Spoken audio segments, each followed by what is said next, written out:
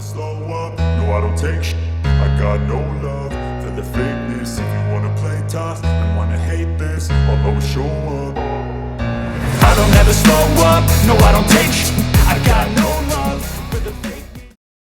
Hey everyone, this is me Alina and I welcome you all to my YouTube channel, and I hope you all are preparing well and you have completed your syllabus till now.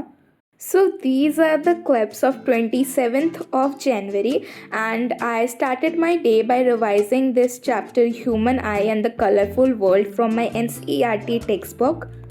This chapter has a very high weightage, like इसमें बहुत सारे topics भी है, refraction, reflection, spectrum, फिर prism से कैसे light जा रहा है वगैरह वगैरह।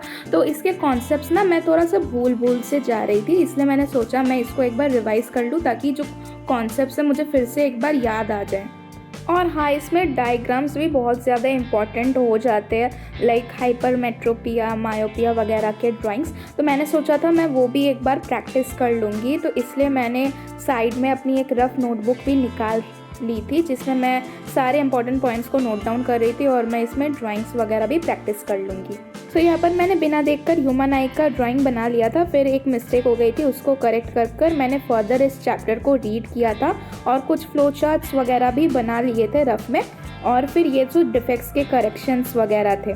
सैम्पल पेपर्स और PYQs सॉल्व करने के साथ साथ पर्टिकुलर चैप्टर को फिर से रिवाइज कर उसके क्वेश्चन सॉल्व करना भी अभी बहुत ही ज़्यादा इम्पॉर्टेंट है हमारे लिए। तो मैंने सोचा कि इतने दिनों से तो मैं सैम्पल पेपर ही सॉल्व कर रही थी, तो अभी क्यों ना मैं एक चैप्टर रिवाइज कर लूँ। तो ज़्यादा दिन तक अगर मैं किसी चैप्टर को रिवाइज़ नहीं करती हूँ तो फिर उसके आंसर फ्रेमिंग में मुझको प्रॉब्लम आ जाती है। लाइक कॉन्सेप्ट्स तो याद रहते हैं लेकिन मैं आंसर्स को अच्छे से फ्रेम नहीं कर पाती हूँ। तो इस चैप्टर के साथ मुझे ये प्रॉब्लम हो रही थी, तो इसलिए मैंने इसको रिवाइज़ कर लिया था। फिर मैंने केमिस्ट्री के चैप्टर 2 वाले जो लास्ट टॉपिक्स थे ना, सॉल्ट्स के बारे में जिसमें थे, वो भी मैंने एक बार रिवाइज़ कर लिया था, क्योंकि आपको पता होगा उसमें बहुत ही ज़्यादा इक्वेशंस वगैरह है, तो वो भी मैंने ऐसे ही देख लिया था एक बार। ना मैं रात में ही ज़्यादा पढ़ पाती हूँ, ज़्यादा प्रोडक्टिव रहती हूँ। सुबह मुझसे ज़्यादा पढ़ाई नहीं होती है, खाली मैं 2 सब्जेक्ट्स ही कवर कर पाती हूँ या ज़्यादा से ज़्यादा खाली एक। तो इसलिए मैं रात में ट्राई करती हूँ कि मैं मैक्सिमम चीज़ें कर लूँ। फिर मैंने 1 आवर का टाइमर सेट कर लिया था और मैंने कुछ MCQs सॉल्व किए थे SST के। तो SST में क्या हो रहा है ना, मैंने सारे चैप्टर्स को एक बार रिवाइज कर लिया और अभी भी मैं NCERT को ही रीड कर रही हूँ, लेकिन मैंने सैम्पल पेपर्स इतने ज़्यादा सॉल्व नहीं किए, तो मैंने सोचा कि अभी मैं MCQ वाले कर लेती हूँ, फिर बाद में कुछ दिन बाद में मैप कर लूँगी और जो आंसर्स आपको तो मैंने बोला ही था आगे भी कि मैं आंसर्स को रीड कर लूँगी और समझ लूँगी, और जो मुझसे नहीं होगा वो मैं याद कर लूँगी।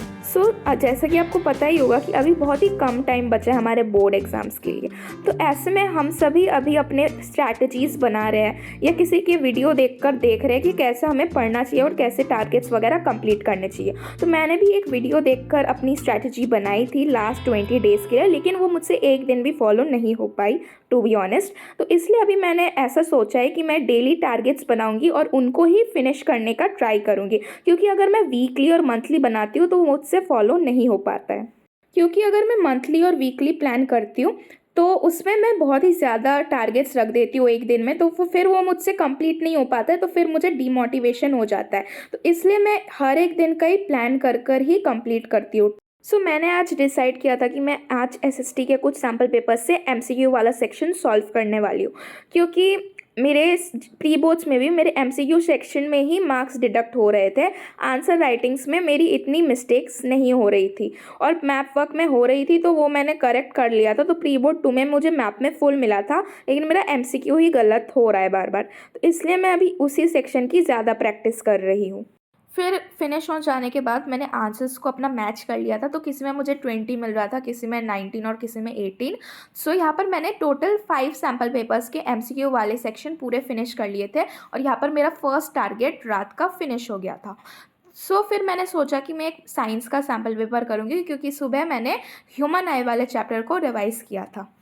अभी इतना कम टाइम बचा है, इसलिए हमें अपने हर एक दिन को बिना वेस्ट किए अच्छे से पढ़ना होगा ताकि हमारा रिज़ल्ट अच्छा आए। कुछ लोगों ने मुझसे कमेंट में पूछा था कि क्या मैं गॉड सीरीज़ प्रशांत भैया की अटेंड करने वाली हूँ। हाँ, मैंने केमिस्ट्री की जो सीरीज़ हुई थी वो तो अच्छे से देख ली थी। अभी मुझे फिज़िक्स और बायोलॉजी की देखनी है, तो वो भी मैं 1-2 दिन में देखकर उसके क्वेश्चंस नोट डाउन कर लूँगी और मैं भी आपको यही सजेस्ट करूँगी कि आप भी वो सीरीज़ को देखो। मैंने तो रिकॉर्डेड देख ली हो, क्योंकि लाइफ़ में थोड़ा-सा टाइम वेस्ट हो जाता है। रिकॉर्डेड फिर मैं बाद में 2x की स्पीड में देखकर सारे इंपॉर्टेंट जो मुझे लगते हैं क्वेश्चंस, उनको मैं नोट डाउन कर लेती हूँ A4 पेपर में। और जब भी मैं सैम्पल पेपर सॉल्व कर रही हूँ किसी भी सब्जेक्ट का, तो मेरे मार्क्स ना एमसीक्यूज़ में ही डिडक्ट हो रहा है। ये बात मुझे एकदम अच्छी नहीं लग रही है, तो इसलिए मैंने डिसाइड किया है प्रशांत भैया की एक लास्ट ईयर की एक एमसीक्यू वाली पीवाईक्यू वाली वीडियो है, मैं वो वाली वीडियो भी देखने वाली हूँ।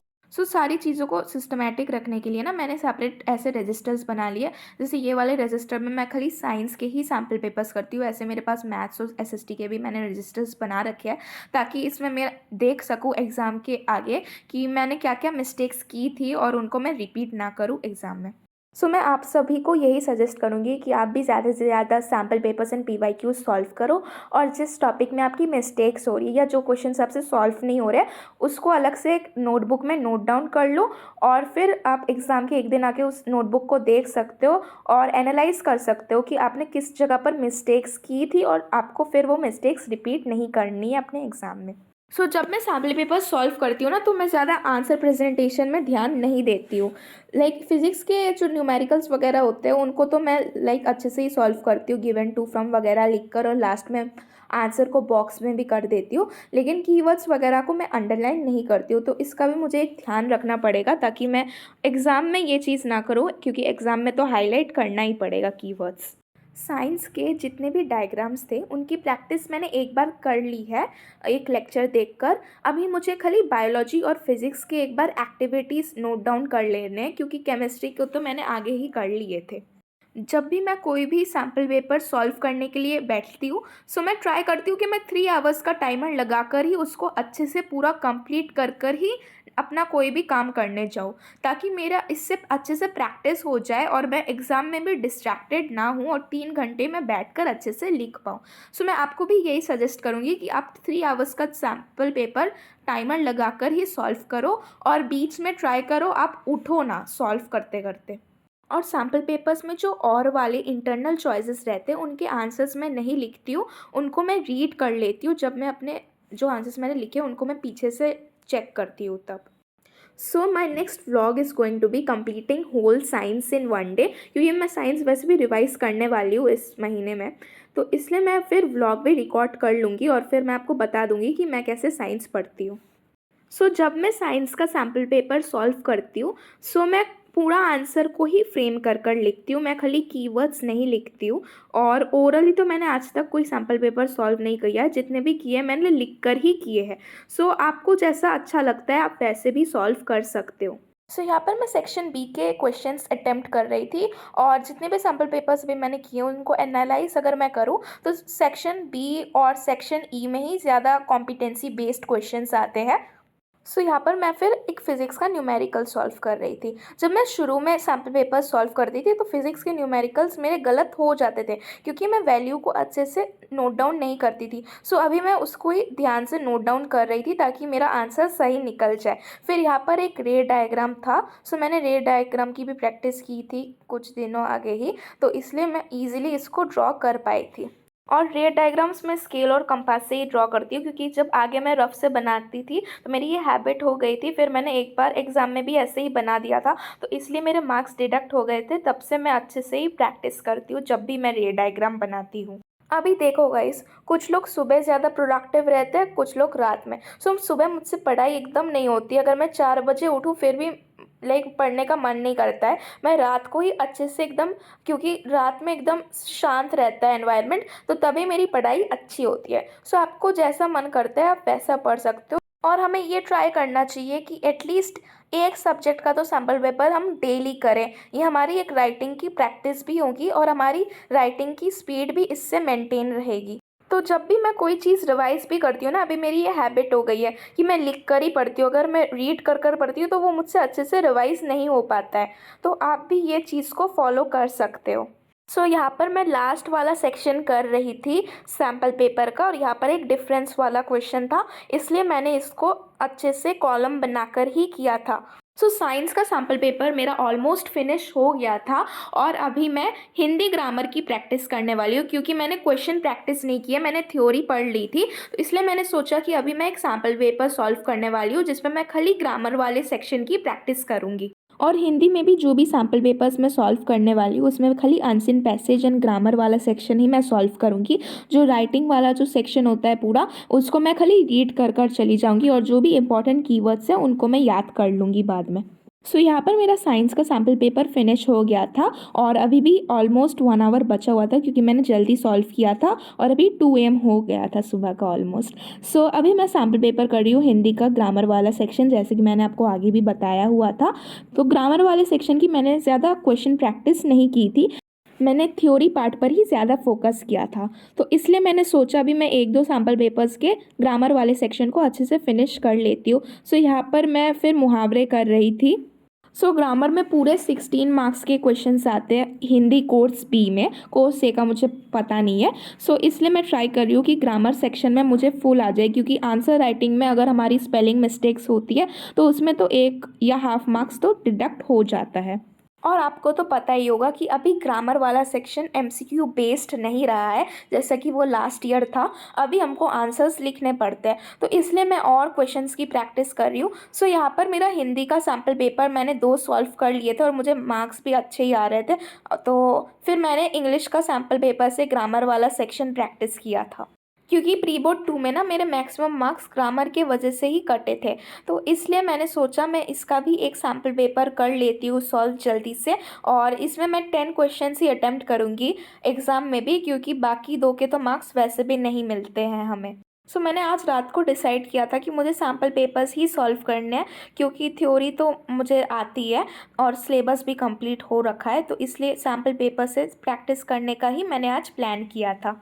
और इस सैम्पल पेपर में PYQ से भी क्वेश्चंस थे, तो मेरी उसकी भी प्रैक्टिस हो गई थी अच्छे से।